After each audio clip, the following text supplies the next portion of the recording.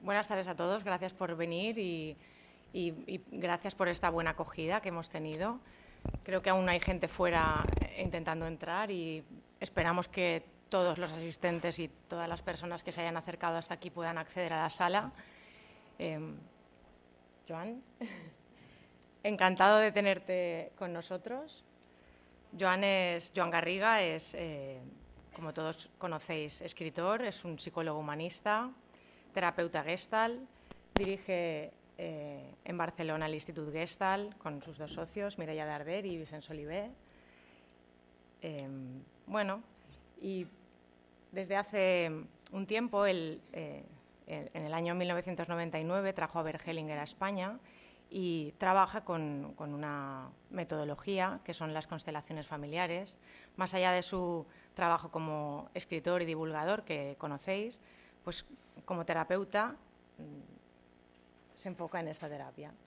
Y bueno, Joan, te doy la bienvenida y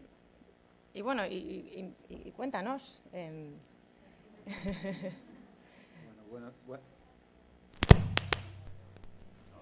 Buenas tardes. A mí me habían contado que a Valencia se venía de fiesta.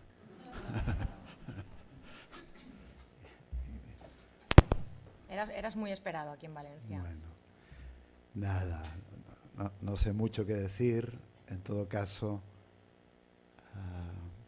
hay una canción de un cantautor mexicano que se llama Alberto Escobar y esta canción me gusta especialmente porque tiene una frase que dice: tantos espacios, tantos mundos, tantos tiempos y coincidir.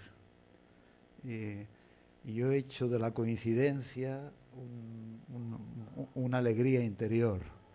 Y si miro retrospectivamente mi vida, me doy cuenta de que ha habido coincidencias providenciales donde con un poquito de suerte que hayamos coincidido ha significado también dar frutos o hacer algo bueno, o como digo en mi libro de parejas, sumar un poquito más que dos.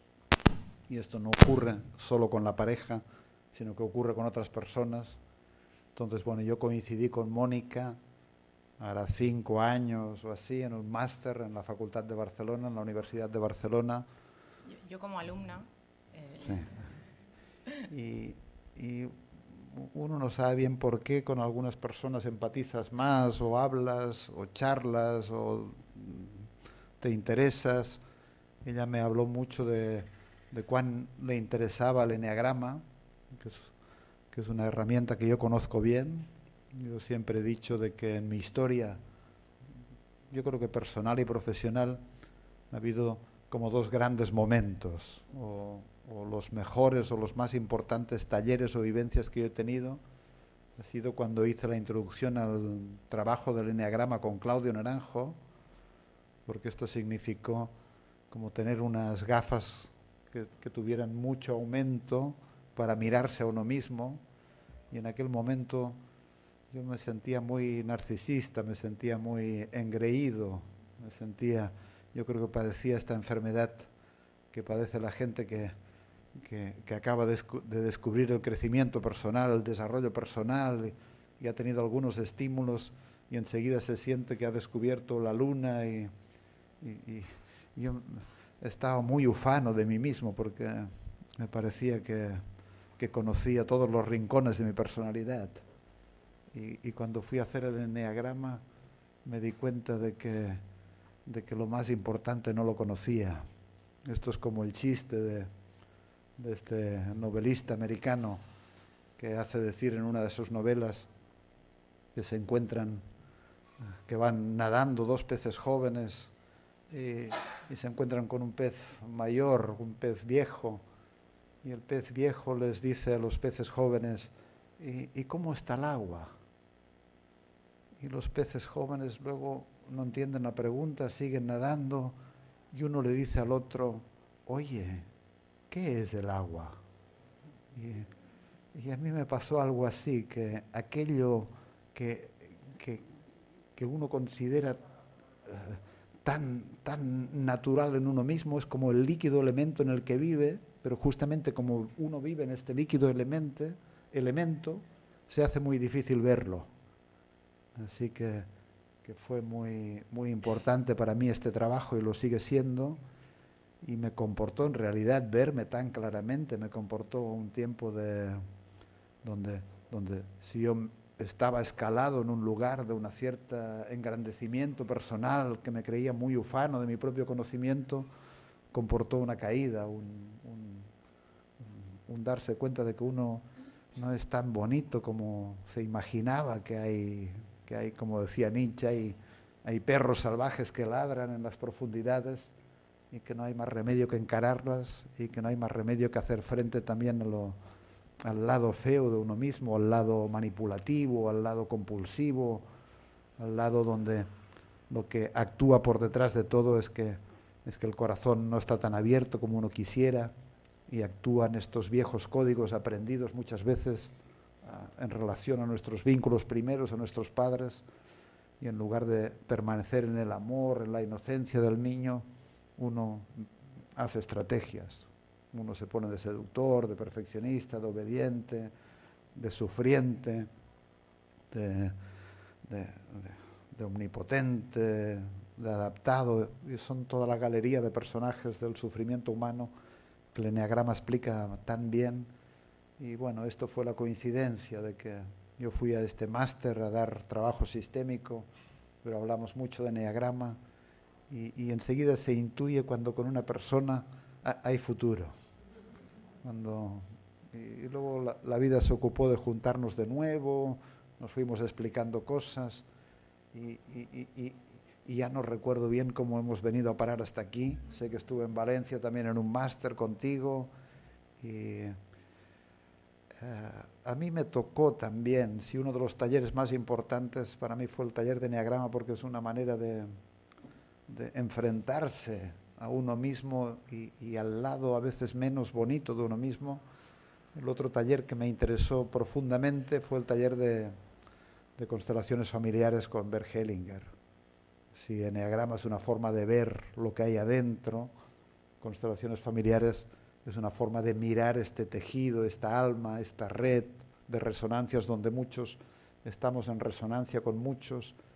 Es una forma de mirar el latido tan sutil de los vínculos, de comprender que las personas en realidad estamos movidas en lo esencial en la vida por nuestros vínculos, por nuestros movimientos de amor, de dolor, por nuestros movimientos expansivos, por nuestros movimientos de retracción, que el lugar que tenemos respecto a nuestros padres y respecto a nuestra familia en un sentido amplio, en cierto modo determina o influye muy poderosamente en quiénes somos y en cómo nos va y en cómo nos manejamos en la vida.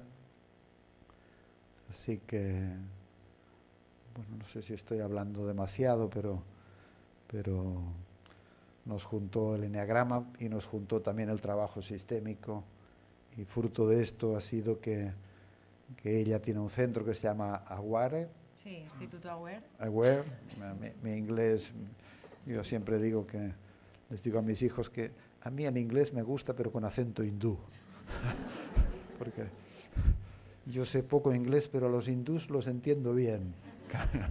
Entonces, bueno, el Instituto Aware está promoviendo también movimiento de constelaciones familiares en colaboración con mi instituto, con el Instituto Gestal. En enero iniciaremos seguramente una formación en este trabajo. Yo me siento tan agradecido porque cuando recibí esto de Bert Hellinger, uno siente que recibe agua fresca o agua bendita. Ya sé que esto es una metáfora, pero me consta cuánto este trabajo ha ayudado a aliviar, a aligerar, a liberar, a poner orden en esta, insisto, en esta zona tan delicada que es la de nuestros vínculos, la de nuestros amores. Y decía Leonard Cohen, por ejemplo, que dice, la cantidad de sufrimiento de la que uno se entera es espantosa. Y yo creo que es cierto esto, de que no solo por las guerras, no solo por las enfermedades, no solo por los grandes conflictos, sino por nuestro cotidiano también. por nuestros pocos respetos, por nuestros pocos cuidados,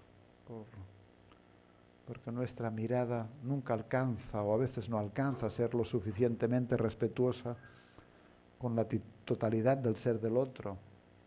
Así que yo creo que constelaciones, junto con muchas otras terapias, son agua fresca o agua bendita también para que estemos más felices, para que vivamos más logrados, más plenos, más amorosos, donde sintamos con suerte que a veces nos mueve un latido común, una fuerza mayor que nos hace estar bien, a veces con independencia de cómo nos van las cosas.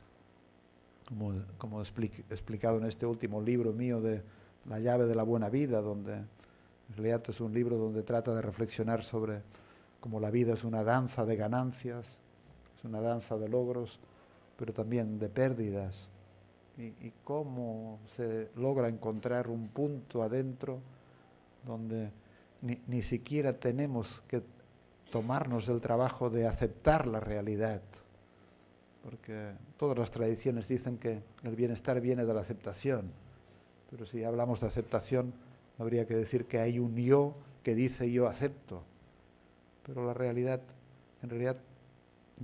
no necesita que haya un yo que le acepte, porque la realidad ya es y se acepta a sí misma tal como se despliega, solo que descubrimos que negando la realidad o en oposición a la realidad, en oposición a lo que la vida nos trae, a los sentimientos que nos trae, a los hechos que nos trae, a los padres que nos trae, a los hijos que nos trae, a las alegrías y a las penas que nos trae, a las enfermedades, en oposición o en no aceptación o en este movimiento donde el yo pretende elevarse por encima de la realidad, cuando la realidad es y no necesita ser aceptada porque ya está siendo aceptada en sí misma por el simple hecho de que se impone.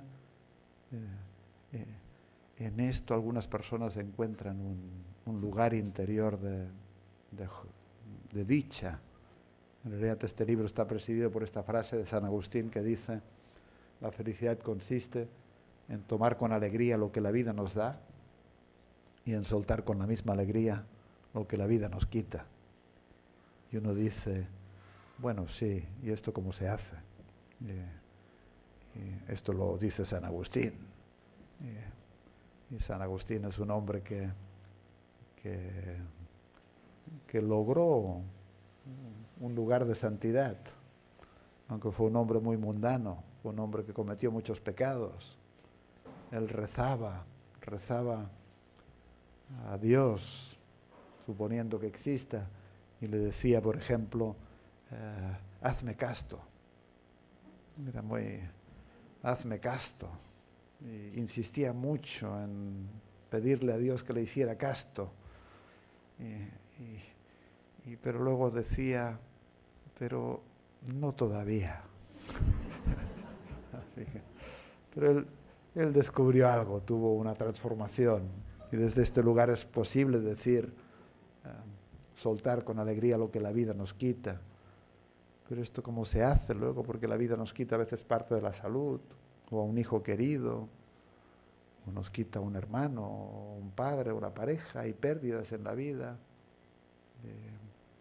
El trabajo de constelaciones en realidad se orienta a generar buen amor para que las pérdidas o las dificultades en la vida no nos anclen en un sufrimiento, sino que podamos hacer el viaje para llegar a la orilla del buen amor, de la buena vida o de la vida.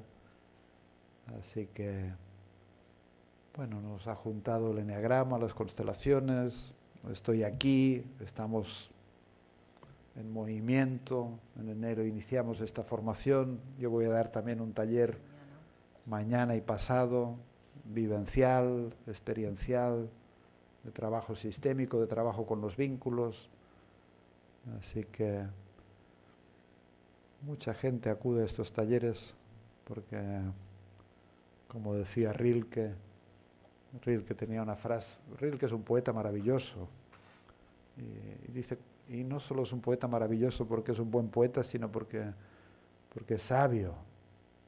Yo creo que en el mundo del arte hay que distinguir el arte vulgar y el arte sublime. El arte sublime es el que se reconoce porque el creador o el artista está tomado por una inspiración donde el yo se hace pequeño para que la vida hable a través de su inspiración o a través de su obra. Y el arte vulgar es aquel donde uno quiere que se reconozca a Joan Garriga o se reconozca a la persona, no tanto a las musas. Por ejemplo, decía Mozart que estaba muy agradecido a los dioses porque cuando los dioses le dictaban la música. Este es el arte sublime, el sentir que uno es un instrumento de una belleza, de una necesidad que la vida está teniendo de plasmar algo. Y Mozart decía, son los dioses los que me dictan la música, pero tengo la enorme fortuna, decía Mozart, de que cuando los dioses me dictan la música, lo hacen al estilo mozartiano. ¿Y por qué digo esto? Rilke, sí, Rilke decía, ten paciencia con todo aquello que sigue sin resolverse en tu corazón. Y si ahora escucháramos el corazón de cada uno y le preguntáramos al corazón, ¿qué sigue sin resolverse en ti? Y el corazón pudiera hablar con nitidez, pues uno diría, ay, me sigue doliendo este hijo que elegí no tener y aún experimento culpa, por ejemplo, o me sigue doliendo que mi marido tomó otro rumbo, fue con otra mujer, o me duele, qué sé yo, no estar todavía en guerra con mi madre, o me duele, qué sé yo, hace poco se sentaba un hombre en un trabajo de constelaciones familiares y yo suelo preguntar muy pocas cosas, ¿cuál es el problema? ¿Qué quieren? Y este hombre decía, bueno, soy hijo de mi madre y de mi abuelo, que es lo mismo que decir, soy hermano de mi madre y nieto de mi abuelo, es decir, su abuelo violó a su hija y fruto de esto vino este hombre. Es una vida perfecta, maravillosa. Los caminos que la vida elige para abrirse camino nunca pueden ser cuestionados, pero enfrentan a las personas a grandes retos, a veces emocionales, para poder tomar en los brazos las cosas como son o la vida como nos llega. Y a veces hay que tener paciencia porque hay cosas que pellizcan en el corazón.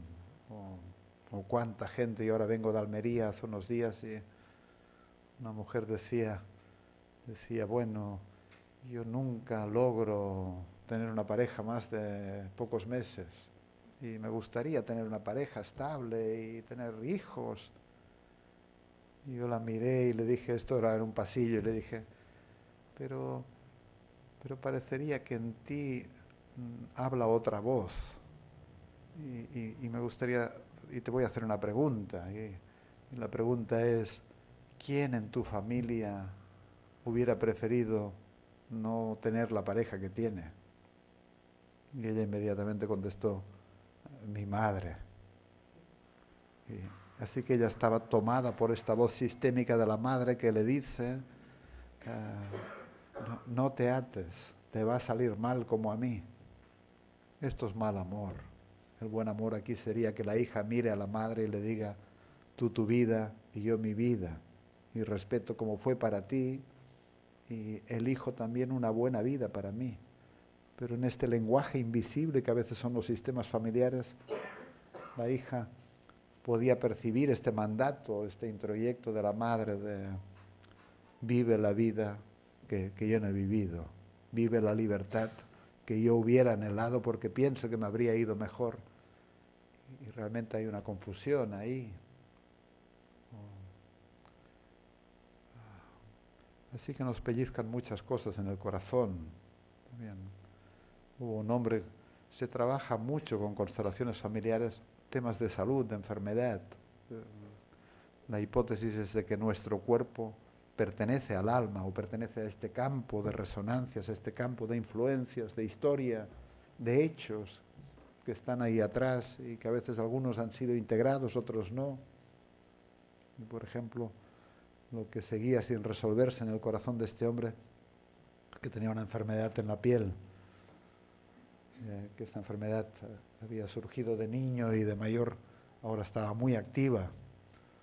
Entonces hicimos un trabajo y solo en el trabajo él se dio cuenta y hizo la conexión de que uno de sus abuelos, cuando terminó la guerra, había tenido también graves problemas en la piel. Entonces le pregunté, ¿y qué hizo tu abuelo en la guerra? Y él dijo, no es muy claro lo que hizo. ¿Pero qué rango tenía tu abuelo? ¿Qué hacía? Dice, parece ser que era general. No es lo mismo ser un soldadito que ser un general. Y un general que estuvo en la guerra civil, pues es muy habitual que le tomó tomar decisiones y que esas decisiones tuvieron consecuencias. Y en un destino de guerra donde la violencia impera, hay muchos vínculos que se establecen porque unos mueren y otros viven. Y el asesino o el perpetrador, el que toma órdenes de que otros tienen que ser exterminados o eliminados, queda atado a las víctimas y las víctimas quedan vinculadas a los perpetradores y hay toda una red de conexiones. Pero en esta familia, quienes estaban excluidos del corazón eran las víctimas de este hombre. Y solo cuando las víctimas fueron incluidas, y esto es un pellizco no solo en el corazón de este hombre a través de la enfermedad, sino un pellizco en el corazón del sistema, porque le tocó un destino muy fuerte a este abuelo, pero solo cuando las víctimas en la constelación fueron honradas, reconocidas, miradas, el representante de la enfermedad se calmaba, se retiraba. Es como si hubiera una mente común o un corazón común también en el sistema que hace que nada pueda ser excluido. Es decir, hay una pretensión en lo humano de que nuestra voluntad y nuestros deseos personales podrían prevalecer frente a lo que la vida genera y es. Pero esto es una pretensión falaz. No, hay una ley existencial que vendría a decir que lo que es tal como es tiene derecho a ser reconocido de la manera exacta que es, asumido, encarado. Y asumido, encarado significa amado también, que se le pueda dar un lugar en el corazón. Pero en este sistema, el corazón del sistema sufría porque estas víctimas no eran miradas, no eran reconocidas, no eran consideradas. ¿Y cómo eran reconocidas y consideradas? A través de la enfermedad. Así que en la vida de esta persona, la enfermedad era aquello que sigue sin resolverse en su corazón. Decía Rilke, ten paciencia con todo aquello que sigue sin resolverse en tu corazón, pero intenta amar la pregunta. Y esto es una tarea para todos. Si escuchamos los corazones, ay, me pasa esto con mi hijo, con mi expareja, me pasa esto con el abusador, cuando tenía 8 años, o me pasa esto, con lo otro.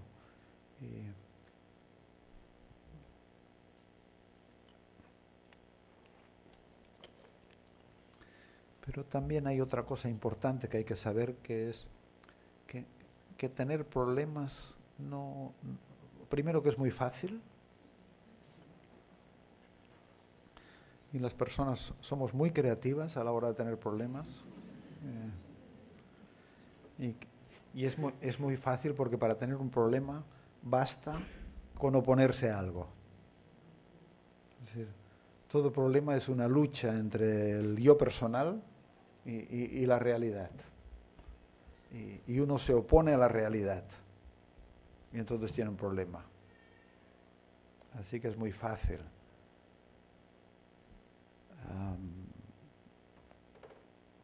Pero volviendo a Rilke, él decía, intenta amar la pregunta.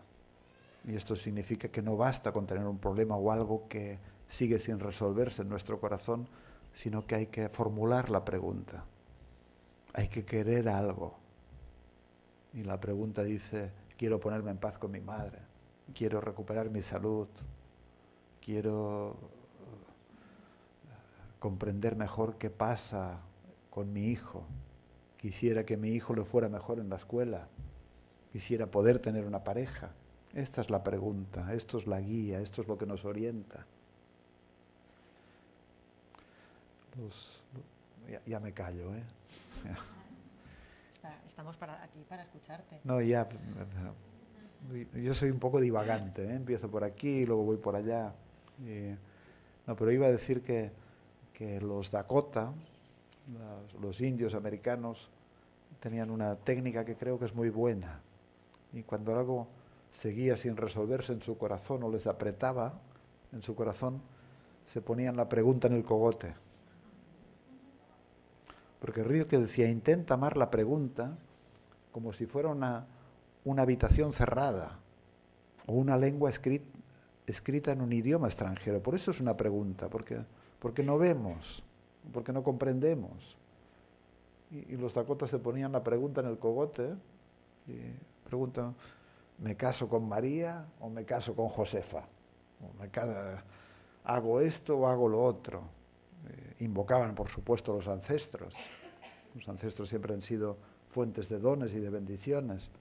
Pero entonces, con la pregunta en el cogote, todo se convierte en respuesta o en potencial respuesta. Entonces, vuela un pájaro, se mueve una rama, una mirada, una palabra, algo que está ocurriendo, se convierte en respuesta. Y esto es un poquito lo que sucede en un taller también de constelaciones familiares, de que uno enfoca en algo que seriamente quiere encarar en su corazón porque sigue sin resolverse y lanza una pregunta. Y luego una constelación o la constelación de los demás o el proceso muchas veces se convierte en respuesta y con suerte luego el trabajo sigue, pero uno experimenta que quedaron algunas semillas plantadas para lo que necesita. Así que bueno, resumiendo lo que he dicho, coincidimos.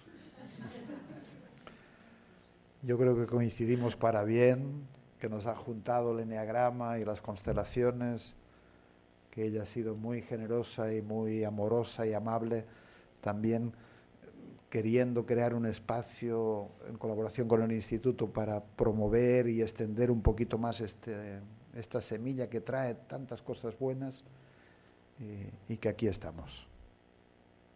Y si mañana alguien de los asistentes a la conferencia, no sé, algunos supongo que venís al taller, os apetece apuntaros, poquitas plazas, ya veis cómo está la asistencia, pero algunas quedan, pues comentáis después. Yo a los de arriba no os pongo atención, ¿eh? No. Y Joan, hablamos un poquito de Hablamos. los dos últimos libros. Venga. Vale. Bueno, El buen amor en la pareja y La llave de la buena vida son los dos últimos libros publicados. Yo directamente te preguntaría, danos los secretos para tener una buena pareja, un buen amor en la pareja.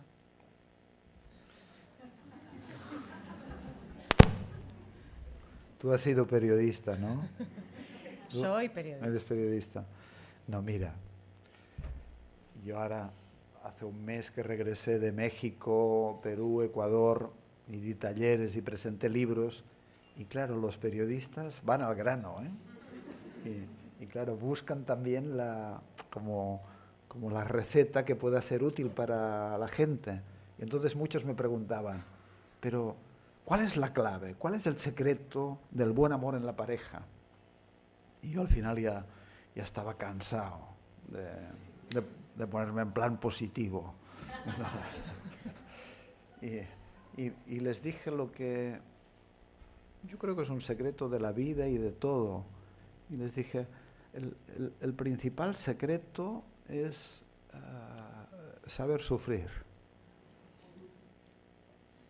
O sea, no les gustaba nada. Porque, ¿cómo lo iban a poner esto luego en los periódicos y todo esto? Saber sufrir. Y yo creo que en parte es cierto, porque hay una... Es decir, nos hemos puesto fóbicos al dolor, al sufrimiento. Vivimos como si fuéramos intolerantes a todo esto.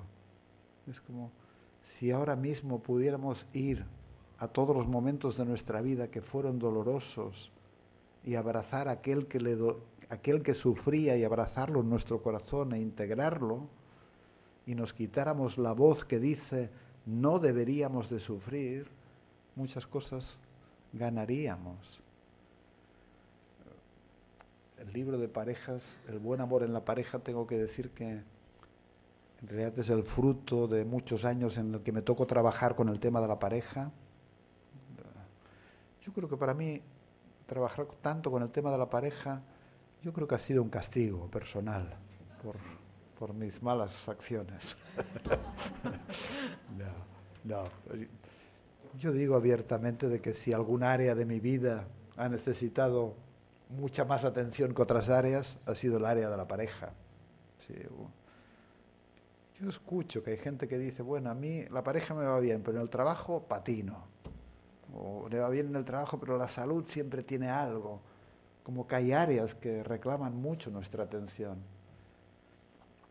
Para mí una área que nunca ha sido fácil por mi manera de ser, por mi manera de funcionar, por mi historia, es el ámbito de la pareja.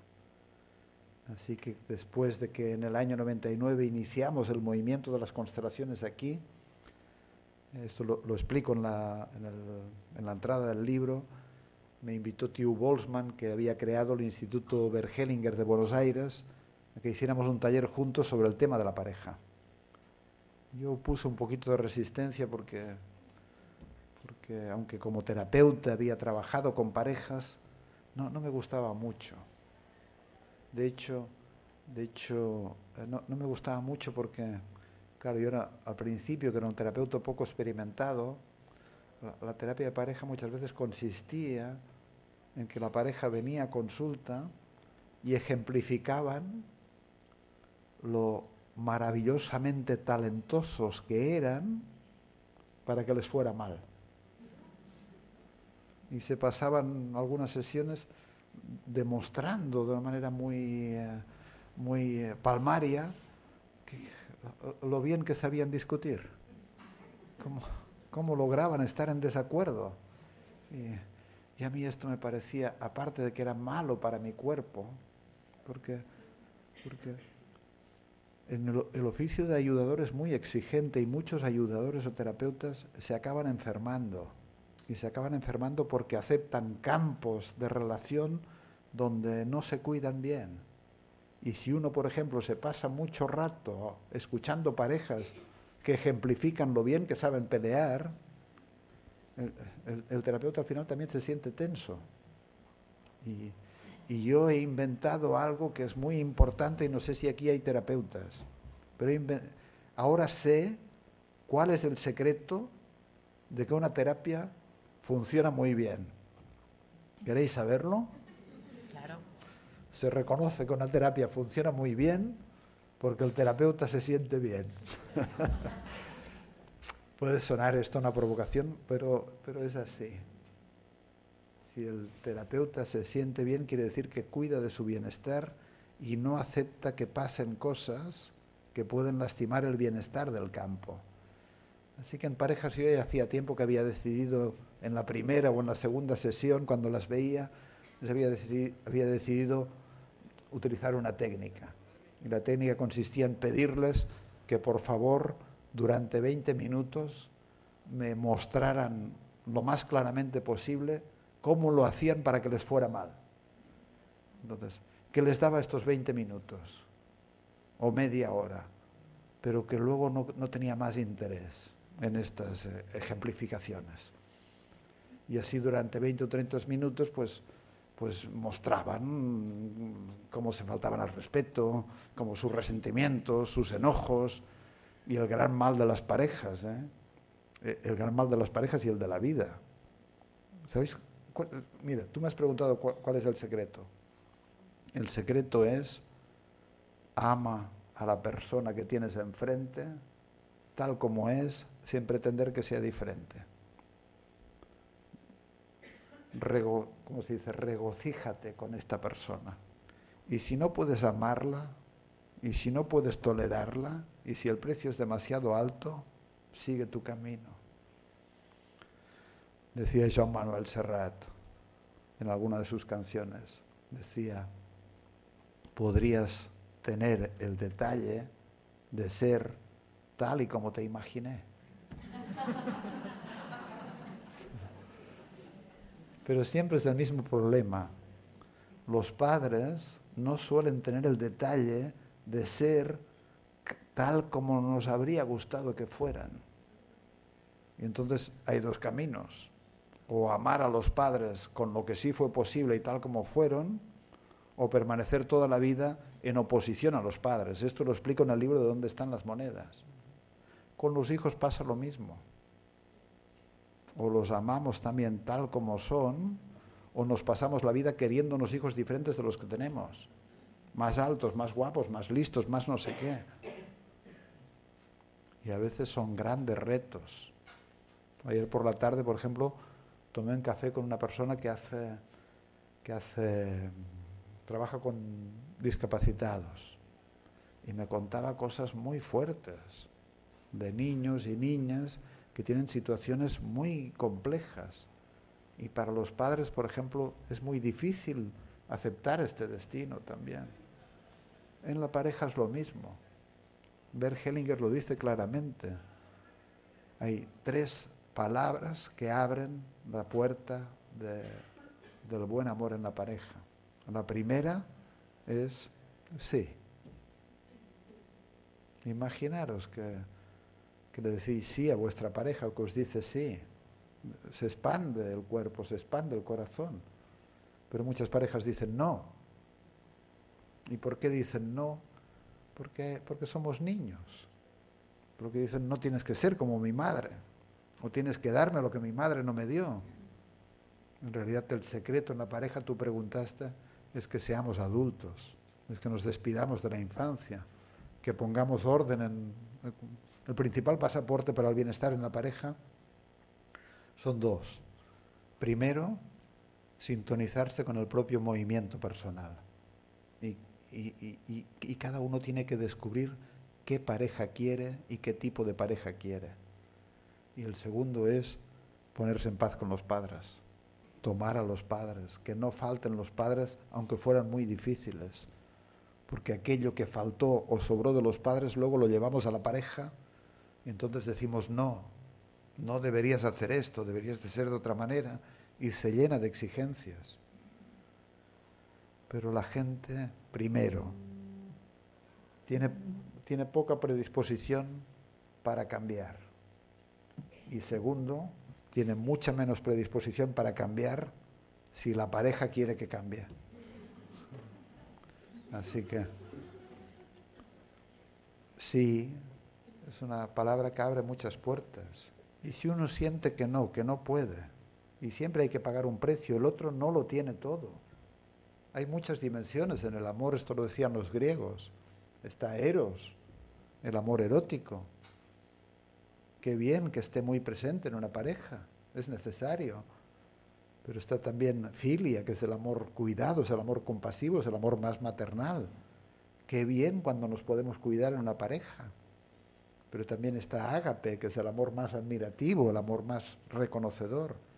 Y qué bien cuando podemos también sentir y vivir la admiración y el respeto profundo hacia una pareja. Y qué bien cuando además podemos ser a veces amigos o tener un vínculo fraterno. Y cuantas más dimensiones del amor están presentes en una pareja, más felicidad experimenta en una pareja. Pero a veces algo está mucho, pero siempre hay algo que dices: pago este precio o no lo pago. Y si lo pagas porque eliges a la persona, págalo con gusto. Págalo con gusto. No funciona querer cambiar al otro. También he descubierto otra cosa importante, y es que las mujeres tienen más tendencia a querer que los hombres cambien que los hombres a querer que las mujeres cambien. No sé por qué. No sé por qué. Pero no funciona. Y luego la otra cosa importante es, la tercera frase que decía Hellinger es, sí, y la segunda es, gracias, gracias. Y por ejemplo, si esto del amor ya viene de los griegos, Platón escribió El banquete, y se habla del amor platónico porque Platón decía, el amor es deseo, pero el deseo tiene un inconveniente, de que si satisfaces el deseo, entonces se va el amor. Por eso el amor platónico es un amor que desea, pero exige su propia insatisfacción, porque si no ya no es amor. Y también Platón le ponía en boca de Aristófanes una idea que en mi opinión ha hecho mucho daño y nos ha infantilizado mucho también. Y Aristófanes, por ejemplo, decía que en los tiempos antiguos, en cada cuerpo vivían dos personas. A veces vivían un hombre y una mujer en un cuerpo. Tenían 4 brazos. Cada cuerpo tenía 4 brazos, 2 cabezas, 2 corazones. A veces vivían 2 hombres, a veces vivían 2 mujeres. Y un día los dioses decidieron separar los cuerpos. Así que entonces hubo una separación. Y entonces, ¿qué ocurre? Que cada uno buscaba a la otra mitad del cuerpo que le faltaba. Y si la otra mitad era un hombre, buscabas a un hombre. Y si era una mujer, buscabas a una mujer. Y si el cuerpo original eran 2 hombres, un hombre buscaba a otro hombre. O si eran 2 mujeres, buscaban a otra mujer. Bueno, pues por culpa de Aristófanes, nos hemos tragado lo de la media naranja. Lo de la media naranja, ¿no? Pero todas las ideas a veces están como envueltas en lenguaje metafórico, pero siempre tienen algo de real también. Porque es cierto de que si estuviéramos completos o sintiéramos la completud, estaríamos mucho menos motivados para buscar al otro. Y esto es cierto porque la vida se completa a través del otro y simbólicamente esto significa que pueden venir hijos, pero por otro lado demasiada gente se frustra porque encuentra que la pareja no completa, que sigue existiendo una falta. Y es que lo que hay que saber también es que algo que nos falta no pertenece a la dimensión de lo humano, que hay una sed decía Eckhart Tolle, que la función del alma es despertar. Es decir, hay una sed de despertar, hay una sed de reconocer, hay una sed de encontrar, pero que no se encuentra ni aquí ni ahí, sino que se encuentra, como dicen muchas tradiciones, en la propia casa interior. El viaje del alma, del que hablan muchas tradiciones, en realidad es uno acaba encontrando cuando regresa a casa. Es decir, el punto de partida. Decía Salvador Paniker, también él hablaba del enfoque retroprogresivo. Y decía, más avanzamos, en realidad cuando más regresamos. ¿Y regresamos a dónde? Al paraíso original donde vivía la criatura cuando nació, cuando todavía no había organizado su universo conceptual. Pero a veces molestamos mucho a la pareja con esta idea de que debería de completar algo que no pertenece a este mundo. Con la pareja podemos vivir muchas dimensiones del amor, la pertenencia, el vínculo, la creatividad. Y cuando vivimos muchas dimensiones es rica, es feliz, pero a veces no es posible. Y luego, Otros filósofos dijeron, no, el amor consiste, esto decía Spinoza, por ejemplo, o Aristóteles más bien, decía, el amor consiste en alegrarse de que el otro está ahí. Es un alegrarse, no solo es un desear que cuando se satisfaga se perderá el amor, sino que es un yo me alegro de que tú estés aquí. ¿Y no es maravilloso esto? Esto es el sí. Me alegra que seas tú, me alegra que estés aquí. Y luego Hellinger decía, y gracias. Y gracias es una palabra que abre infinidad de puertas en la vida. Y en la pareja, cuanto más sientes la gratitud, más el otro se vuelve generoso. La generosidad queda estimulada por la gratitud. Y es terrible a veces en parejas, personas que quieren mucho del otro y la táctica que utilizan es la de la exigencia. Tienes que. Y cuanto más exigencia, más se cierra el otro. Y cuanto más gratitud, más generoso se pone el otro. Así que es una palabra maravillosa que abre muchas puertas en relaciones humanas. Gracias por estar ahí, por ser quien eres, por cómo me miras, por lo que me das. Me alegra el corazón. Reconocimiento. Y la otra frase que decía, o palabra que decía Hellinger es, por favor. Y esto es una palabra concentrada, pero por favor significa, pongo un poquito mi corazón en tus manos, pongo mi fragilidad en tus manos. Ante ti puedo experimentarme frágil y estoy confiado de que me vas a cuidar. Así que bueno, es complejo el mundo de la pareja. Yo todo lo que aprendí y empecé a decir que fui a Buenos Aires, no me entusiasmaba la idea de las parejas, hice el taller en Buenos Aires con Theo Boltzmann y luego se corrió la voz de que yo entendía mucho de parejas. Fue una gran sorpresa. Y luego me invitaron de muchos sitios a dar talleres de parejas. Y al cabo de unos años pensé, bueno, qué sé yo creo en el libro este de La llave de la buena vida, que en realidad es un libro que si hubiera sido filósofo le habría puesto el nombre de Ética para Tomás, porque es un libro que está dedicado a mi hijo Tomás, que cumplió 18 años, y hubiera puesto Ética para Tomás de la misma manera que Fernando Savater le puso a su libro Ética para Amador, o de la misma manera que Aristóteles escribió un libro que se llamaba Ética para Nicomaco, dirigida a su hijo. Y en este libro de La llave de la buena vida, que en realidad pretende ser una reflexión sobre el buen vivir, lo que es importante, o los errores que hay que evitar, los aciertos que hay que desarrollar, pongo en algún lado también hablo del sentido de la vida. Y hoy en el tren cuando venía, no sé por qué, puse en mi bolso este libro de Viktor Frankl, El hombre en busca de sentido, un libro maravilloso. Yo obligaría a todo el mundo a leerlo. Y en mi libro pongo, ¿cuál es el sentido de la vida? Y decía John Lennon que el sentido de la vida es aquello que está ocurriendo mientras nos preguntamos acerca del sentido de la vida. Y es correcto, el sentido de la vida es,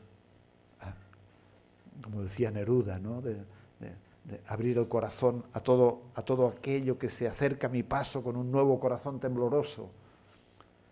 Pero en otro nivel yo digo en el libro que el sentido de la vida es servir a la vida. Yo creo que forma parte de nuestro viaje personal que nos ha sido concedido el entregar nuestros dones, el ponernos al servicio.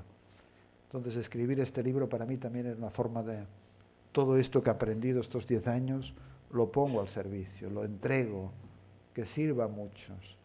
Y creo que es un compendio de reflexiones muy real, ¿no?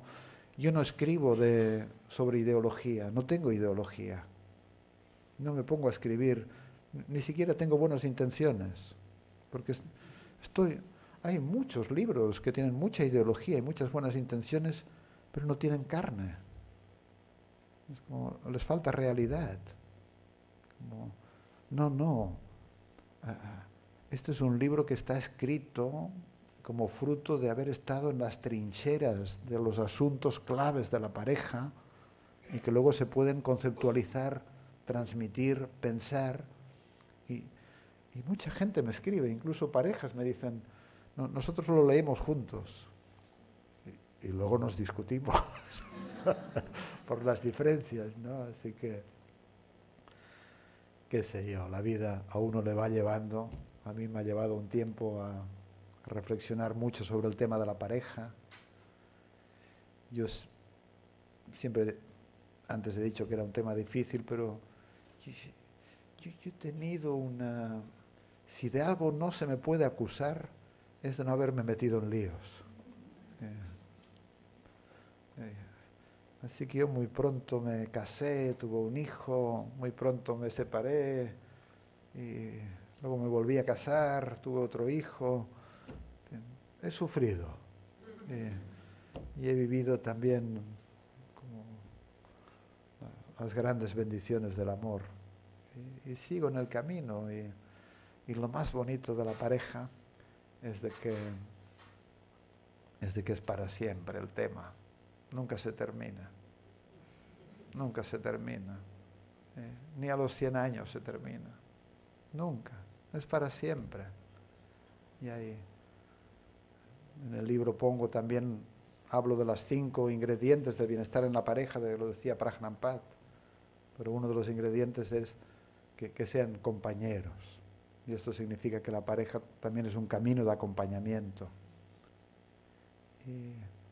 Y siempre necesitamos estar acompañados.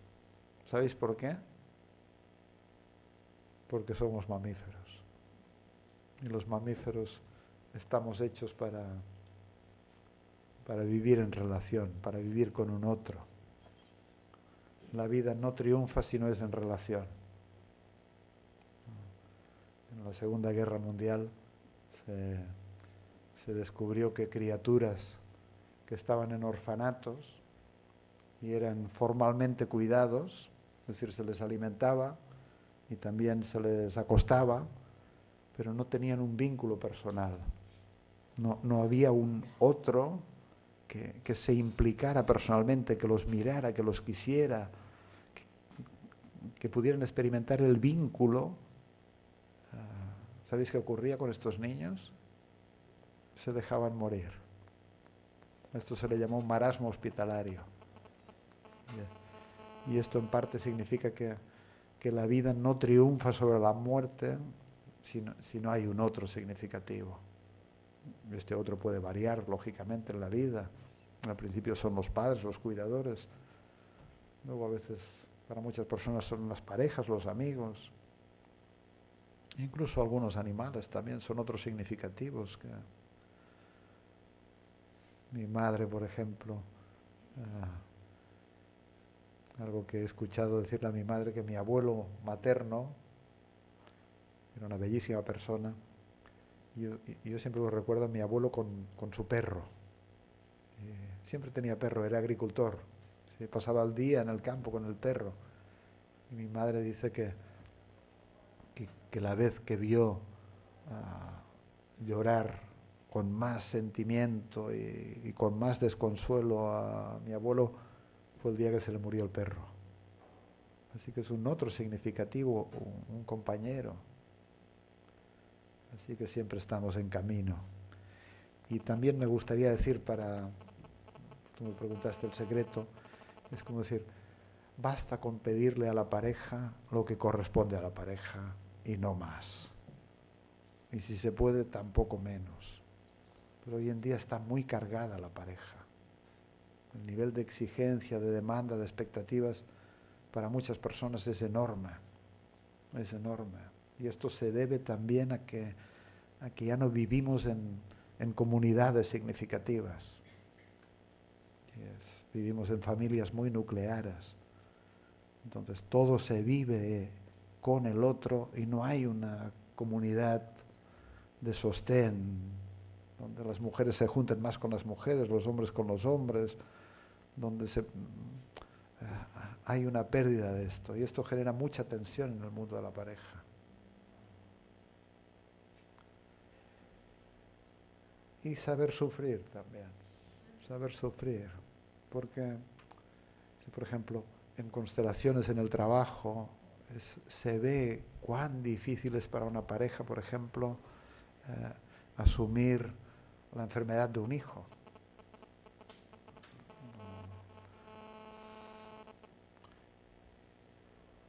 O la muerte de un hijo a veces. Y cuando un sistema familiar, una pareja, es visitada por el sufrimiento, por el infortunio, por la inclemencia, en el libro lo llamo proezas existenciales, porque lo que ocurre en la práctica es que se separan. Muy pocas parejas sobreviven a algo difícil, porque no logran vivir el dolor juntos, llorar juntos, abrazarse juntos. Cuando escribía el libro, cuando estaba escribiendo el libro, fui a dar una conferencia a Madrid y creo que cuando iba a dar la conferencia o al salir, no me acuerdo bien,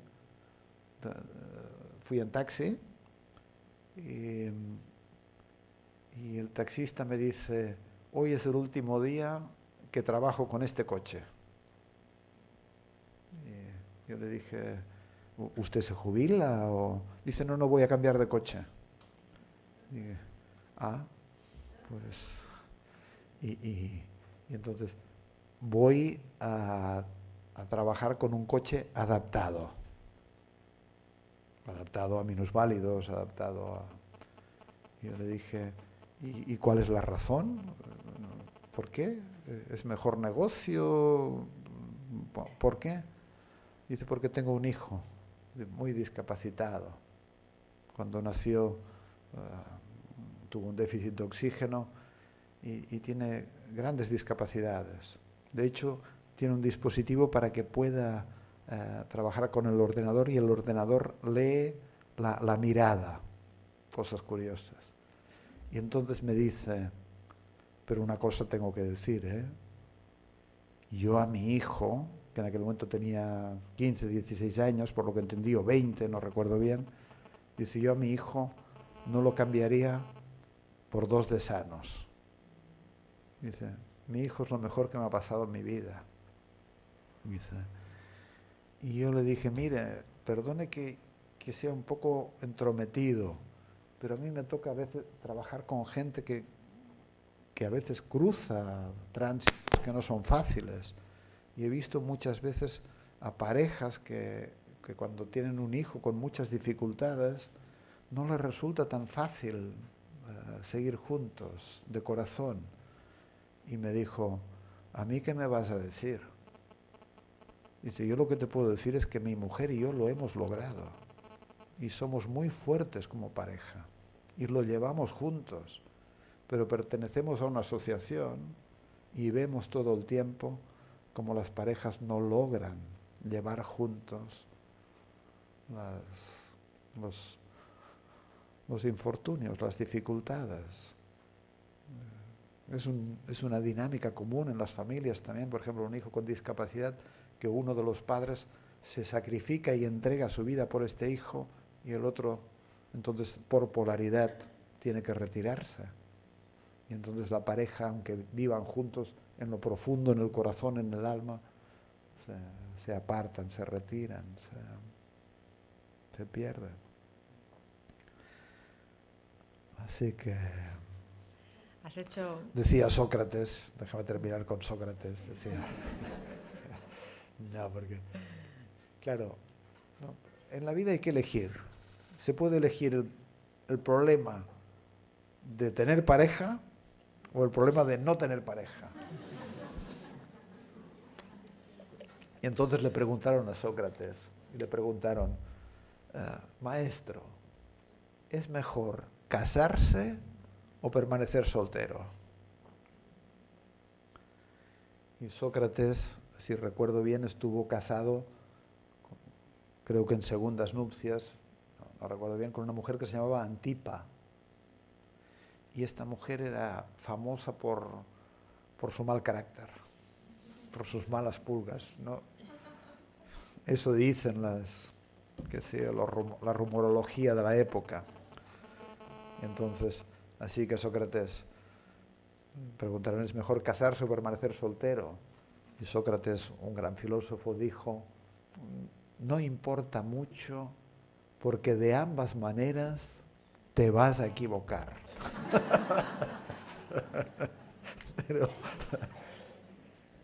pero mejor cásate. Y es cierto, y dijo, porque si te va un poquito bien, porque si te va bien, serás un poquito feliz. Y si te va mal, serás filósofo.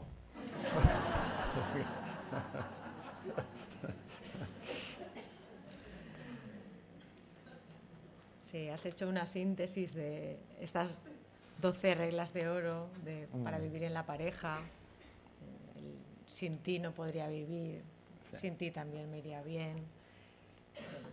Estas dificultades de las que comentabas, yo pienso, tú sientes, y ante lo difícil sálvese quien pueda, sí.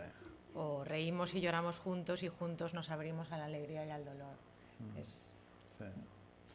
Algunas de ellas un bonito recorrido por Estas reglas, claro, cuando salió el libro, la editorial me pidió, oye, haznos algo que sea, ¿cómo se dice? Marketingiano, no sé, como comercial, vendible. ¿no? Como, sí, algo, haz 4 ideas que podamos poner en los medios. Y entonces hice algo que me acabó gustando, que era del viejo amor al nuevo amor, que eran como 12 reglas, que luego se difundieron mucho por Facebook y ayudó a la difusión del libro también. Y de pasada he mencionado cosas que ahí están envasadas.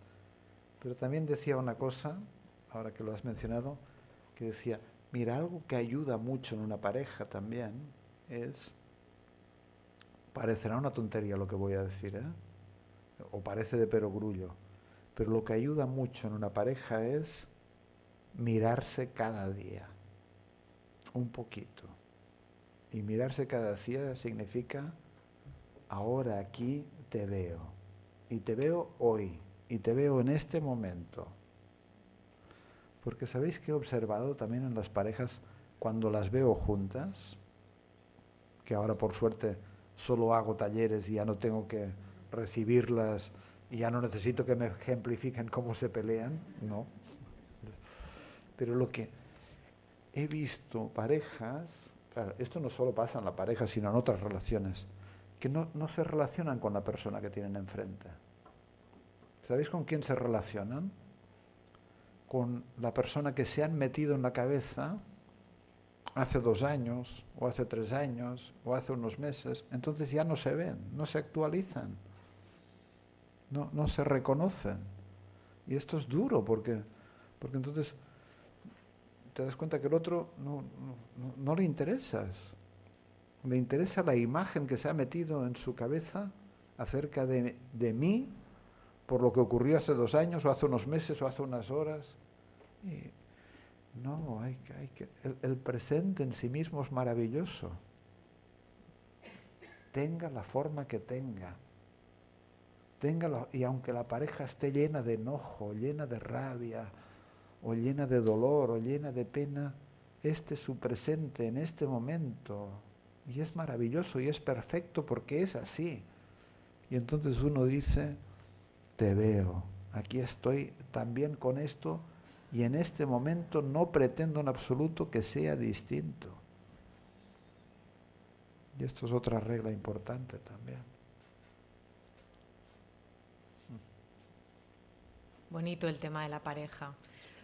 Para los que vivimos en pareja o para los que no vivimos en pareja, todos en el fondo buscamos este buen vivir, ¿no? Este camino hacia una buena vida. Claro. Y conectando con esto, me gustaría que miráramos, nos contaras un poquito de ese cuento, esa gran metáfora que has escrito sobre la buena vida, con esta llave que abre estas puertas. Sí, sí. A mí me dijo una vez un astrólogo, me dijo, pero tú no tendrías que ser terapeuta. Te queda bien, pero tú tendrías que ser fabulador. Fabulador, uno que inventa historias, que crea historias. Y es cierto que yo desde niño, así como diría que no he tenido sensibilidad para la pintura, o un poquito más para la música, pero no tanto. Pero de niño yo era uno, como muchos niños, enamorado de las historias y de las palabras. Yo nada he encontrado más musical que las palabras, de momento.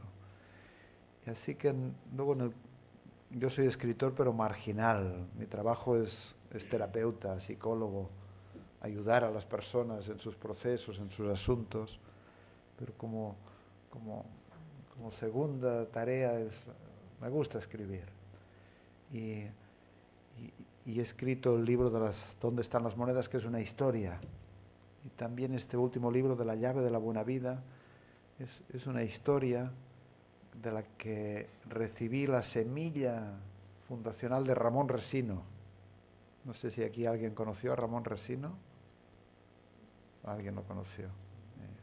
Digo, lo conoció porque murió hace unos meses. Un gran amigo, un hombre que ha dado mucho a la vida en muchos sentidos. Y él me contó una historia y luego esta historia fue creciendo. Y Ramón era también el padrino de mi hijo Tomás. El libro está dedicado a Tomás. Y la historia es una historia donde un hombre y una mujer, después de que están muchos años juntos, un día se miran a los ojos y al mirarse a los ojos en esta mirada se dan cuenta de que ya tienen una larga historia. Se alegran mucho de haberse conocido, de haberse encontrado, de haberse amado, y se alegran mucho de haber dado frutos. Y entonces también se dan cuenta de que ya tienen un hijo que cumplirá pronto los 18 años. Es un cuento sistémico, y entonces dicen, bueno, ya 18 años, pero como son tan buenos padres, a diferencia de lo que ocurre con muchos padres hoy en día, dicen, ha llegado el momento de que entreguemos a nuestro hijo o hija a su propia vida con todas las consecuencias. Y esto es un acto importante, es un movimiento interior cuando los padres entregan al hijo a su propia vida. Hoy en día a veces no lo hacen. ¿Sabéis por qué no? Porque lo necesitan. Nunca como en esta época los hijos habían sido receptáculo de tanta energía y de tantas necesidades insatisfechas de los padres. A veces trabajo con madres o con padres que tienen problemas con los hijos. Hay de todo, no, esto es una simplificación. Pero, por ejemplo, en este taller de Almería también, una mujer tenía un problema con el hijo. Y que el hijo, qué sé yo, se pone muy distante de mí. Y hicimos la constelación, y lo que la constelación mostraba es que la madre ponía tanta energía afectiva en el hijo, en lugar de energía afectiva en su propia pareja, en su propia vida, que para el hijo era demasiado. El hijo sentía que tenía que satisfacer o calentar el corazón de la madre. Y yo le dije, tienes un hijo muy sano. Tienes un hijo muy sano porque es capaz de decirle que no a la madre. Otros hijos no son tan sanos y entonces simplemente se sacrifican por los padres. Pero esto era un hijo que le ponía límites o ponía distancia de la madre. Pero el movimiento es entregar a los hijos a la propia vida. Uno hizo mucho y hay que entregarlos. Y en esta historia, entonces cuando llega el hijo le dicen al hijo, bueno, ya tienes 18 años, estamos muy contentos de que seas nuestro hijo, de tenerte en nuestra vida, como padres nos tendrás siempre, pero ha llegado el momento de que te entreguemos a tu propia vida con todas las consecuencias. Y el hijo tiembla. Y vamos a celebrar tu cumpleaños y vamos a darte el regalo especial para el resto de tu vida. Así que el día de su cumpleaños llega el hijo y han preparado un lugar muy hermoso y dentro de una mesa, encima de una mesa hay una cajita y dentro de la cajita está el regalo para el resto de la vida del hijo. Entonces le dicen al hijo, toma tu regalo y ve hacia tu propia vida. Y como padres nos tiene siempre. El hijo toma la cajita, tiembla. Y también en estos tiempos parece que hemos olvidado los rituales de paso. Pero esto es un ritual de paso. Ahora tu vida te pertenece. Y el hijo toma la cajita y tiembla, y abre la cajita y tiembla, y saca el regalo. ¿Y el regalo qué es? Una llave. Por eso se llama La llave de la buena vida. Es un libro que empieza con una historia y luego es una reflexión acerca del buen vivir y de lo que hay que hacer, no hay que hacer, lo que hay que pensar. Son indicaciones, sugerencias, reflexiones. Entonces el hijo toma la llave en sus manos. Imaginaros esto. Qué maravilloso cuando una persona toma la llave en sus propias manos, aunque tenga 50 años, que a veces tardamos, que a veces nos demoramos. Y mira que yo me encuentro personas con, qué sé yo, grandes, y su discurso sigue siendo, a mí mis padres me jodieron la vida. Oye, esto debió hacer hace mucho, ¿no? Pero claro, uno pone energía en lo que le conviene para mantener su posición de víctima o de vete a saber qué. Entonces el hijo toma la llave en sus manos y es inteligente el hijo. Y entonces dice, y con esta llave puedo abrir todas las puertas de mi vida. Y los padres le dicen, sí, puedes estar completamente seguro de que con esta llave abrirás todas las puertas de tu vida. En realidad la llave simboliza a los padres y todo lo que los padres han hecho y han vivido y cómo los padres han cruzado las puertas de su vida. Pero el hijo dice, pero si en el camino de la vida me encuentro dos puertas, ¿cómo voy a saber cuál es la que tengo que abrir? Y los padres, ¿algunos ya conocéis la historia? Algunos, sí. Los padres dicen, tú abres siempre la puerta de la izquierda. ¿Por qué la puerta de la izquierda? Porque la puerta de la izquierda conduce a la vida. ¿Y la de la derecha? La de la derecha también conduce a la vida. Entonces, ¿por qué tengo que abrir siempre que pueda la puerta de la izquierda?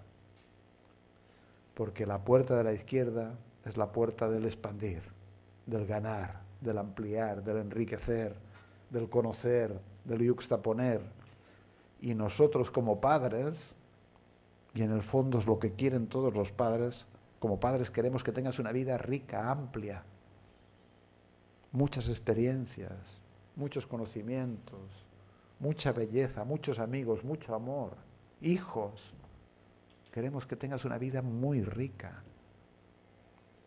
Y en realidad los hijos honran a sus padres y los padres no solo son los padres, sino que los padres para el hijo simbolizan la vida y honran a los padres y por tanto la vida. ¿De qué manera? Haciendo algo bueno con la propia vida. Todos estamos invitados a hacer una obra de arte con nuestra propia vida. Puede ser una vida muy sencilla, pero bella, nuestra propia y personal obra de arte. Y cuando hacemos esto y tomamos en serio nuestra vida, estamos honrando a nuestros anteriores y lo recibido por ellos. Y se reconoce que estamos en lucha o en oposición con los anteriores cuando no apreciamos nuestra vida, cuando no la respetamos, cuando no la cuidamos, cuando no damos a la vida lo que tenemos para dar. Y los padres le dicen, ten una vida muy rica, pero también has de saber, y esta es la enseñanza de los padres, que la vida es un... Por eso el libro se llama Saber ganar sin perderse a uno mismo y saber perder ganándose a uno mismo. La vida es una danza de ganancias y pérdidas. Y puedes perder un amigo, parte de tu salud, nos perderás a nosotros como padres quizá, perderás una pareja, perderás un patrimonio, perderás una identidad. Y en la vida hay que saber perder. Y hay que saber perder sin perderse a uno mismo. Y entonces la historia sigue y el hijo, por supuesto, empieza a vivir y comete errores, se pierde en la vida y sobre los 40 años más o menos, que es algo muy común, uno empieza a hacer balance y dice,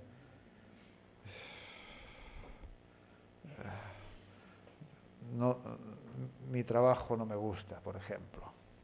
Hay gente que le pasa, hay gente que no, que le apasiona. O uno dice, qué sé yo, quiero vivir de otra manera. O uno dice, no tiene sentido el matrimonio que tengo. Digo los 40, pero pueden ser los 50. Uno hace balance. Y entonces, en la historia, el hijo que tiene problemas porque entonces vuelve a la casa de los padres y porque se había ido muy rápido con su llave, quería vivir. Y les dice a los padres, me disteis la llave, pero no me va tan bien. No, tengo problemas. Y los padres le dicen, bueno, porque tenías tanta prisa por vivir que no nos dejaste explicarte más cosas. Y es que la llave tiene 3 dientes. Y esto es muy importante. Y entonces la historia explica también de que... Y esto tiene que ver con el eneagrama, lo que se explica ahí de una manera sutil. Y los 3 dientes son, en realidad simbolizan los 3 grandes pecados. Y pecado en realidad no es un término moral, un término que luego se ha usado como asunto ético, moral, pero pecado en origen es un término que está sacado del arte del tiro al arco. Y pecar significa no dar en la diana, significa errar el tiro. Así que hay 3 grandes errores o pecados que conviene evitar y 3 grandes recursos que conviene desarrollar, y estos son los 3 dientes de la llave. Y explico ahí que uno de los grandes errores es no darle a la vida lo que tenemos para darle. Y a veces no elegimos lo que tenemos. Y tenemos todas cosas muy comunes. Tenemos el don de tocar, el don de mirar, el don de ser padres, el don de grabar en una cámara de vídeo, el don de escribir una poesía.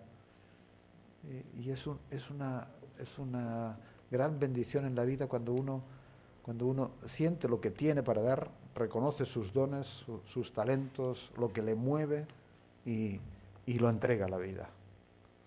Pero hay gente que no lo hace, y no lo hace por miedo, no lo hace por retracción, porque no quiere arriesgarse a la crítica, no quiere arriesgarse al rechazo, no quiere arriesgarse a tener enemigos, no quiere arriesgarse a que hablen mal de uno. Es víctima del deseo de querer agradar a todo el mundo. Y entonces, en lugar de dar lo que tiene para dar, no lo hace. Se pone más taimado, más tacaño. Y empequeñece y empobrece su vida. Se necesita el recurso de la valentía. Es mejor salir de casa y tener problemas que no quedarse en casa. Es mejor ser madre, si a uno le mueve ser madre, y luego tener que lidiar con que tiene su lado difícil también. O es mejor, qué sé yo, o como le decía el joven poeta Rilke, Franz Caput. Franz Caput era un joven poeta que Rilke escribió cartas de un joven poeta. Y ahí explica cómo Franz Caput le mandaba poemas a Rilke y Rilke le decía, y le preguntaba a Rilke que por favor le dijera si él era un verdadero poeta o no. Y Rilke le contestaba diciendo, a mí no me corresponde dictaminar si tú eres un verdadero poeta o no, pero si en las horas más calladas de la noche, cuando te encuentras ante ti mismo en tu plena intimidad, entonces, y solo entonces, la poesía brota en ti y luego no puedes dejar de escribir poesía, entonces eres un verdadero poeta. Que luego esto interese a la gente o no, esto es otra cosa.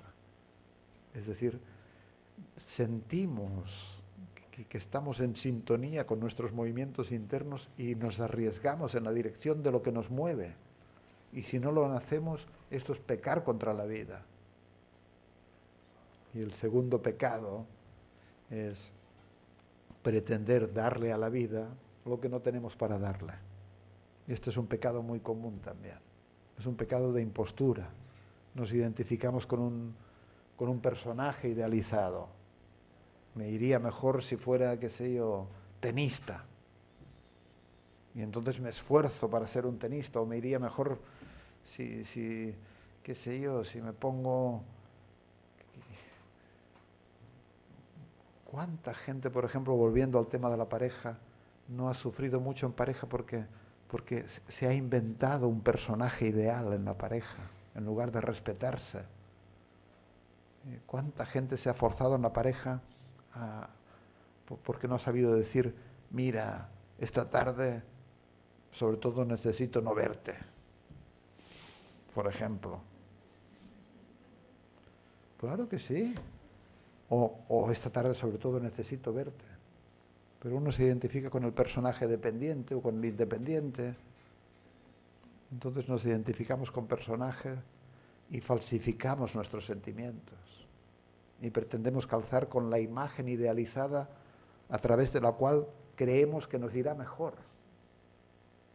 Y esto es un pecado de falsedad, de impostura. Así que se necesita verdad, transparencia, estar de acuerdo. No hay amor más delicioso que el amor a la propia verdad y a la propia realidad. Y a cada momento me duele mi mano, qué bonito. Estoy enojado, también amo este sentimiento en mí en este momento. Hace poco fui a un programa de radio de una persona que había hecho los másters estos en la universidad. Y su programa era ¿qué quiere ser? Y entonces hablamos de unas cuantas cosas y al final me pregunta, bueno, ¿y tú qué quieres ser? Y yo le dije, yo me doy por satisfecho con no desear ser nada distinto de lo que soy en cada momento. Me voy a inventar ahora que quiero ser, qué sé yo. Trabajo uno tiene, ¿no? Para estar en sintonía con lo que vive uno a cada momento. Pues esto sería también, ¿no? En realidad estos son mensajes para la vida.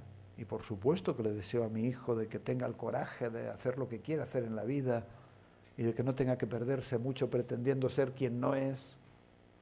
Y el tercer pecado, ¿cuál es? El tercer error es no tomarse el trabajo de atención y de escucha profunda a uno mismo para distinguir bien lo que uno es de lo que no es, lo que uno tiene de lo que uno no tiene. Y a veces, demasiadas veces, mucha gente vive en la inopia o vivimos confundidos. Es que no sé. ¿Cómo que no sabes? A veces se me sientan personas en los talleres y me dicen, es que yo no sé si separar. No sé si... ¿Ahora? Hola. Sí. Sí. No sé si separarme o seguir con mi pareja.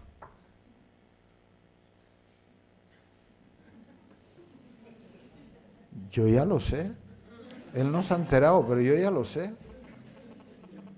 Que soy muy listo, también. Pero es como...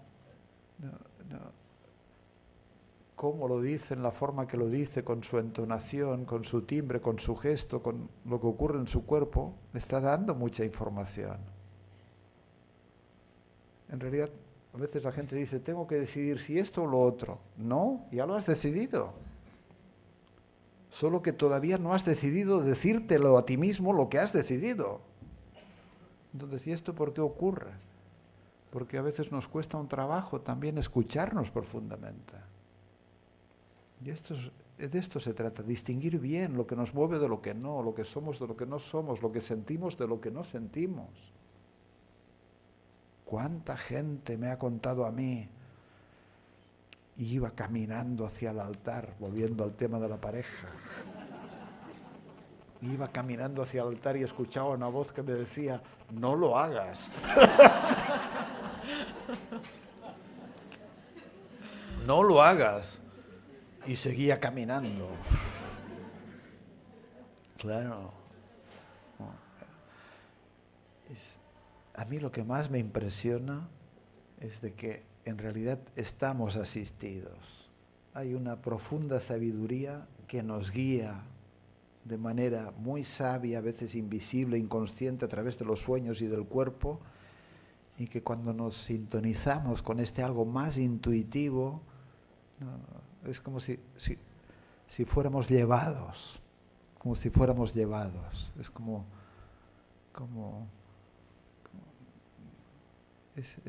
se trata muchas veces simplemente de ponerse en sintonía.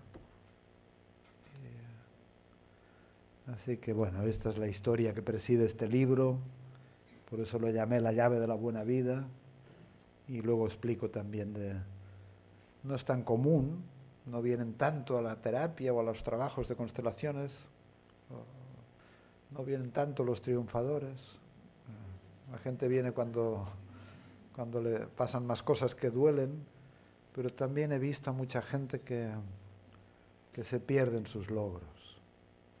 Es muy triste, porque estamos siempre a merced de esto, hay muchas trampas, y uno se identifica con el exitoso, con el triunfador, aunque también, como digo en el cuento, en la historia, al final de un largo camino no hay dos puertas, no hay la puerta de la izquierda y la de la derecha, hay una única.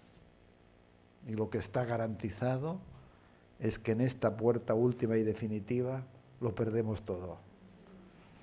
Y si éramos guapos, ¿a quién le importa?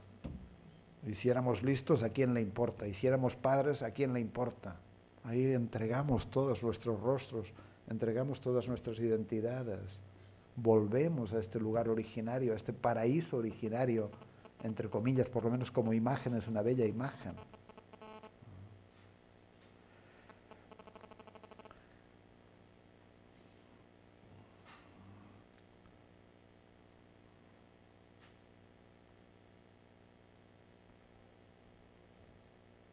Pero también es una cosa, una reflexión, ¿no? Cómo ganar sin perdernos a nosotros mismos. Y yo creo que la clave ahí, y luego en el libro explico muchas cosas sobre ganancias, pérdidas, atravesar fases, pero la clave ahí en realidad es espiritual. Yo con los años me he vuelto espiritual. Ya sé que esto es una palabra, pero hace dos fines de semana hicimos en Barcelona un congreso que era sobre terapia y meditación. Y entonces me tocó hablar sobre el tema y cuando pensé en las cosas que podía decir, me acordé de cuando tenía 20 y pico años y empezaba a estudiar terapias y estas cosas. Y recuerdo que un hombre mayor, un muy buen terapeuta, estas cosas que dice y se te quedan grabadas. Y este hombre dijo que los terapeutas grandes, mayores, supongo que no lo dijo de manera literal, dijo que lo que él observaba es que había dos caminos. Uno, el alcoholismo. Así lo dijo. Y el otro, la espiritualidad. ¿No?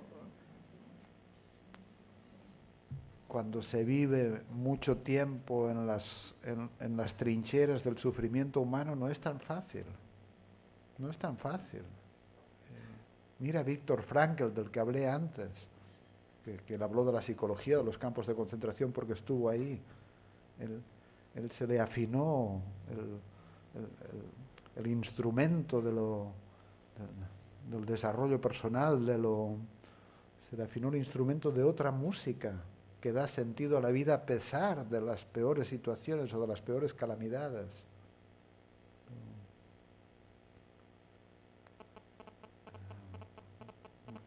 ¿Qué decía? No, me perdí un poco. Hablabas de espiritualidad. Ah, sí. De hecho, sí. era mi siguiente pregunta. Si quieres te la formulo. Formula la pregunta y hablo de espiritualidad. Va. Y deberíamos de ir cerrando si hay preguntas o con algo, esto. ¿no? Bueno, en realidad mi pregunta era si consideras que la espiritualidad es un buen sendero, un buen tránsito que nos acerca hacia esa buena vida. Sí, claro. A mí la espiritualidad, tengo que decir, que me ha ido creciendo con los años también. Ha ido creciendo con los años y lo que iba a decir antes sobre esto de los terapeutas o ayudadores, para mí cada vez se me hace más difícil acompañar tránsitos de las personas en asuntos muy difíciles sin una apertura, una dimensión más espiritual. Pérdidas de hijos, por ejemplo, cosas muy complicadas, difíciles, sin una fe en que hay una fuerza más grande que nos dirige de alguna manera y con algún sentido, es difícil. Así que sí, yo cada vez más me siento psicoespiritual. Y en realidad también cada vez más me doy cuenta de que si uno mira las tradiciones espirituales, en realidad son manuales de terapia, son manuales de ayuda, son manuales acerca del buen vivir o del cómo vivir, y a veces mucho más ricos e interesantes que algunos manuales científicos de terapia. Yo hace mucho que pienso que las cosas tienen que ser mesuradas, tienen que ser experimentadas, tienen que ser estudiadas, pero tampoco me da la gana de inclinarme en exceso ante este grial tan moderno que es el grial del cientifismo. Es como, ¿tiene más valor acaso que el reconocimiento de que hay algo sagrado que no puede ser explicado con parámetros tan estrechos? Así que es una polaridad también. La ciencia tiene su lugar, pero también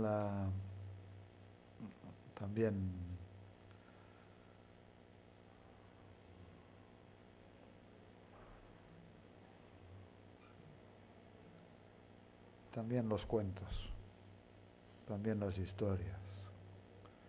He visto más gente sanarse con una historia que no con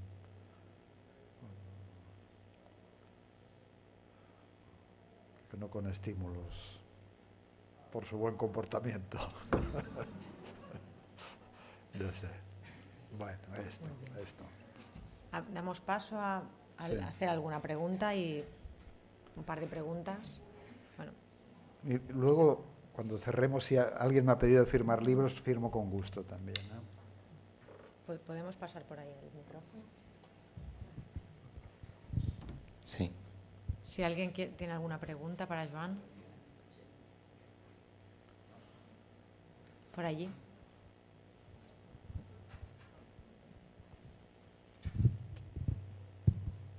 Me da un poco... Hola. ¿Hola? Sí. Hola. Me da un poco de vergüenza, pero bueno, da igual. Joan, me gustaría volver a la cuestión que has comentado del chico este de Almería, que tenía tanta presión por parte de sus padres, porque en parte yo me he sentido un poco identificada y la situación a veces puede ser con tanta presión que tienes la impresión de que ya no quieres a las personas a las que realmente quieres, como si toda una situación se llenara de sombras. Entonces eso, ¿cómo se puede resolver? Porque hay como una dicotomía entre tu deseo de tu propia vida, pero a la vez el no abandono a tu pasado. No sé si me he explicado. Gracias. Has explicado muy bien. Entonces, hay dos caminos compatibles. El primero, lee mi libro ¿De dónde están las monedas? Okay, bueno. No, a ver, mira, lo primero que quiero decir es, no se avanza sin culpa. La gente no queremos tener culpa, pero no se avanza sin culpa. Y se necesita sostener un poquito de culpa, de que uno se dirige hacia la buena vida, aunque otros no tuvieron tan buena vida, o aunque otros quieren algo de uno. Y esto es un camino, y el otro camino también es tener una comprensión más sistémica. Es decir, decía lo del libro porque en el libro explico de que cuando los padres no toman las monedas de sus padres, cuando las personas no tomamos las monedas de nuestros padres y nos falta algo esencial, murieron, pasaron cosas, estamos enojados, hay algo biológico profundo que no se calma, y en lugar entonces de buscar en nuestros padres lo que nos falta, muchas veces lo buscamos en la pareja y muchas veces lo buscamos en los hijos. Y entonces los hijos lo viven como mucha presión, porque aman a sus padres y estarían dispuestos a hacer mucho por sus padres. Y también he visto muchas personas que renuncian a su propia vida para asumir sacrificios para sus padres. Entonces ahí lo que ayuda también es tener una mirada más amplia del sistema. Por ejemplo, si un padre espera mucho de un hijo, tenemos que preguntarnos ¿a quién buscan este hijo? ¿Busca algo a su propio padre? ¿Busca un hermano que falleció, por ejemplo? Y cuando el puzzle sistémico está más completo, la propia persona experimenta tranquilidad y dice, no soy yo. Y a veces cuando uno tiene una visión en el sistema desde esta perspectiva de las constelaciones, ocurre algo muy misterioso de que esta visión también alcanza a los otros. Y a veces un hijo trabaja y la madre cambia, a veces, o los padres. Pero son cosas muy sutiles y sin ninguna duda avanzar en la vida muchas veces significa sostener un poquito de culpa y hay que aguantarse.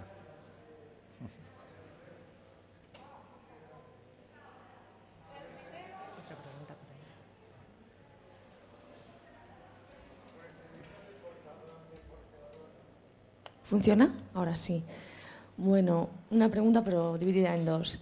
Lo primero que me gustaría saber es qué te cautivó de las constelaciones cuando empezaste a trabajar con ellas y luego qué habilidades en el plano sutil se han ido despertando en ti a la hora de trabajar en este campo y cómo ha sido ese proceso en ti en particular. A ver,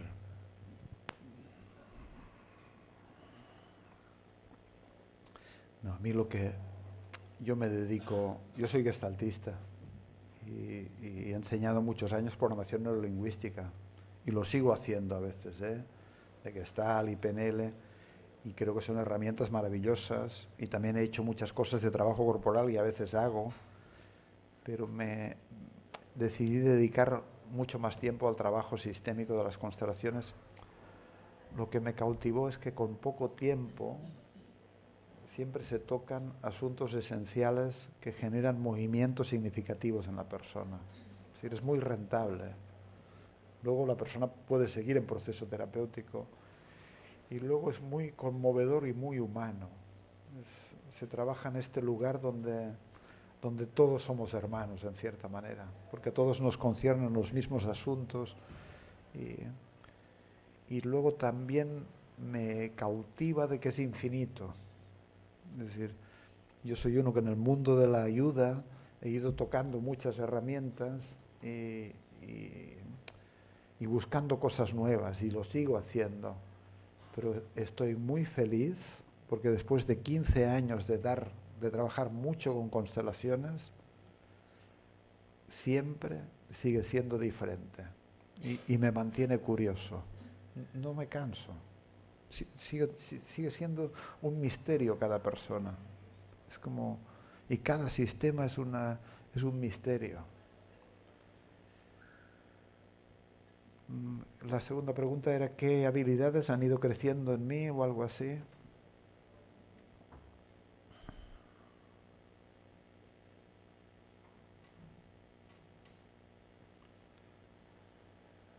No tengo ni idea, no lo sé.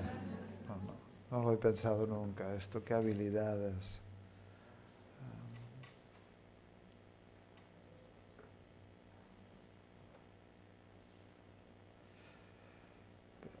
hay algo que yo creo que uno está obligado a desarrollar más humildad si trabaja con esta herramienta, porque el poder en esta herramienta, es decir, una constelación es un campo de sabiduría, y la tarea para el terapeuta es acompañar este campo de sabiduría y poder sintonizarse con la sabiduría del campo, pero esto significa asumir que, y esto no es difícil para muchos terapeutas, que la sabiduría no la tiene uno. Y se requiere humildad para esto. Yo creo que he aprendido más respeto también. Y luego algo que es un efecto secundario maravilloso del trabajo, y es de que en un sentido profundo se me cayó el órgano de enjuiciar a las personas. Sí, en la vida cotidiana, claro que puedo decir cosas, pero en un sentido profundo se me cayó. Y luego, no sé si es una habilidad o no, pero cada vez pienso menos. No sé, no sé si es idiotez o es...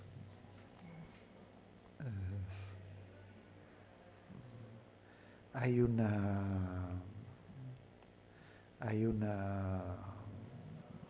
saber un saber o un vivir o un conocer o un reconocer que más amplio se hace cuanto más uno calla, cuanto menos uno pretende saber. Es paradójico.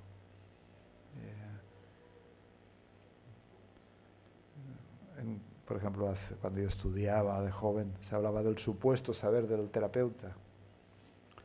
Y en aquel momento, cuando me tocaba hablar o enseñar, ya decía en Gestalt de que la terapia se basa en el supuesto ignorar del terapeuta. Bueno, yo creo que el terapeuta va un paso por detrás, no un paso por delante. Si no, se quema mucho o se enferma. Pero las constelaciones es claramente un paso por detrás, porque la sabiduría pertenece al campo. Y lo único que necesita hacer un terapeuta es ser humilde, sintonizarse y no tener grandes pretensiones. Las constelaciones familiares se han hecho muy populares porque el método es fácil, pero la clave no es el método. La clave es la actitud del terapeuta y tener muchas comprensiones de lo que pasa en las familias. Y hoy en día a veces hay efectos secundarios también del trabajo porque el terapeuta trabaja pretendiendo lograr algo. Esto es un problema porque